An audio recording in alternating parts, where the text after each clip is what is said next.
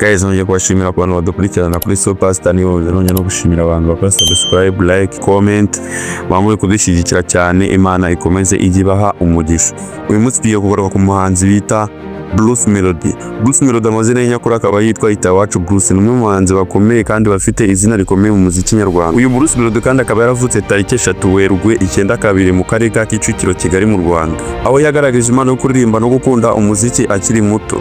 Iyo mpano yaje kumufasha kwinjira mu muziki ku mugaragaro no kuwugiramo izina rikomeye. Bruce Melody azwi cyane mu njyana ya Afrobeat, R&B, Afro-pop, aho ahuza umuziki w'ikijyambere n'ufitemo umwimerere w'umuco nyarwanda. Indirimbo ze zirangwa n'amagambo afite igisobanuro, akenshi agaruka ku rukundo, ubuzima bwa buri munsi n'amarangamutima y'abantu. Ibyo bigatuma akundwa n'abakunzi b'umuziki bo mu byiciro bitandukanye. Uyu Bruce Melody yatangiye kumenyekana cyane binyuze mu ndirimbo ze zakunzwe cyane nka Katerina, Funga Macho, Saa Moya n'izindi nyinshi. Izi ndirimbo zatumye izina rye rizamuka cyane mu Rwanda no mu karere ka Afurika y'Iburasirazuba, aho yatangiye gutumirwa mu bitaramo bikomeye n'ibirori bigiye bitandukanye. Uretse kuba ari umuririmbyi, Bruce Melody ni umusongwriter, umwanditsi w'indirimbo ufite ubuhanga mu kwandika indirimbo zifite amagambo akora ku mutima. Yagize uruhare mu guteza imbere umuziki nyarwanda, anawufasha kugeza ku rwego mpuzamahanga binyuze mu mikoranire n'abahanzi bakomeye bo mu Rwanda no hanze yarwo. Bruce Melody azwi kandi ku mikorere ye itajegajega, uburyo yitwara ku rubyiniro, stage performance n'ijwi rye ridasanzwe rituma indirimbo zoroshye kumenyekana.